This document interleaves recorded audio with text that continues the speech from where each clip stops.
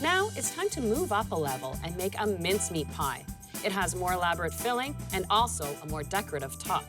The filling for mincemeat pie is a combination of fresh and dried fruits. It really has a beautiful density, but also a syrup to it, so it's kind of like fruit pie meets butter tart. I have 2 peeled Granny Smith apples. You really can use any variety of apple. The function of the apple is to absorb all the spices and the other flavors. I'll start by adding a cup of raisins. I'm using golden raisins, but you can use the dark, plump Thompson raisins if you wish. Mincemeat pie is a classic English-style fruit pie, and so you see dried currants quite often in English desserts. I'll put a full cup in here. I'm adding half a cup of dried cranberries, and it just adds a hint of color to the mincemeat as well. Part of the charm of a fruit pie baking in the oven is the fragrance that permeates the whole house. So to promote that, some citrus zest, about a tablespoon of orange zest, and about 2 teaspoons of lemon zest. To balance out the sweetness of the sugar I'm to add plus the sweetness of the dried fruits, I add a bit of lemon juice, just about 2 tablespoons.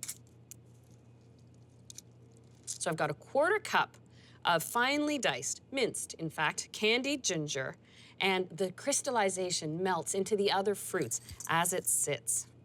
I actually steer clear of cinnamon so that it doesn't overpower the combination of the other flavors, but I will add half a teaspoon of ground allspice, just a touch of ground clove, a 1/4 teaspoon, and half a teaspoon of ground nutmeg. Now, to create that beautiful syrup, I have the combination of 1/3 cup of honey and half a cup of dark brown sugar. And for that last added sparkle, a 1/4 cup of brandy. This, of course, is optional if you prefer not to bake with it. You could use a 1/4 cup of apple juice in its place if you wished.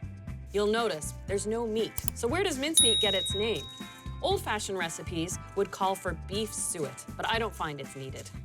I'll chill this batch down. You want to give it at least 2 hours, but you can make it a full day ahead. It's kind of like starting a fruitcake recipe. I have one that's already had a full day to sit. The apples have become soft and pliable. And look at how the dried fruits have all plumped up. I have a 1/4 cup of melted butter. I'll just stir that in. There we go. I'm using the same double crust pie dough I made earlier. I'll roll the bottom shell out.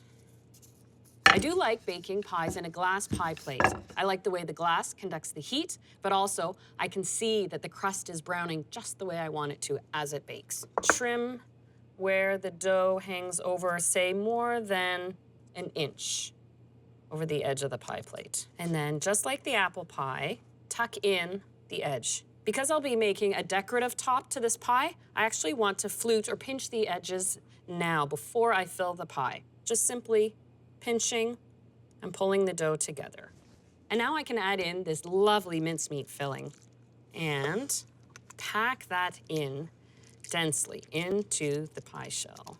I'll roll the top layer to the same thickness as I did the bottom, just under a 1/4 inch. I'm going to use diamond-shaped cookie cutters. Cut out pieces of the pie dough and then arrange them on top. This accomplishes what you need a top crust to do in a fruit pie. That's to protect the filling that's baking, but also allow space for the steam to escape. I'll just cut out an assortment of the sizes and just arrange them before I start putting them on the pie.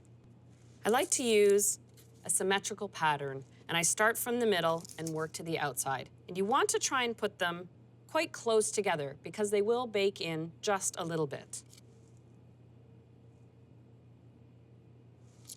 And for that final bit of polish, just like with the apple pie, you want to brush with a little egg wash. I'll use a smaller brush this time. And the finishing touch, turbinado sugar, which is a dry, coarse sugar that shows up beautifully and adds a nice crunch.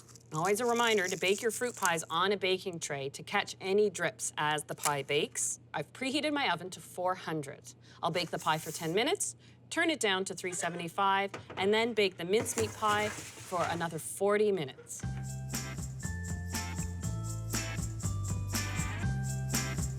And common with all homemade fruit pies, you do want to let your mincemeat pie cool for a couple hours after coming out of the oven.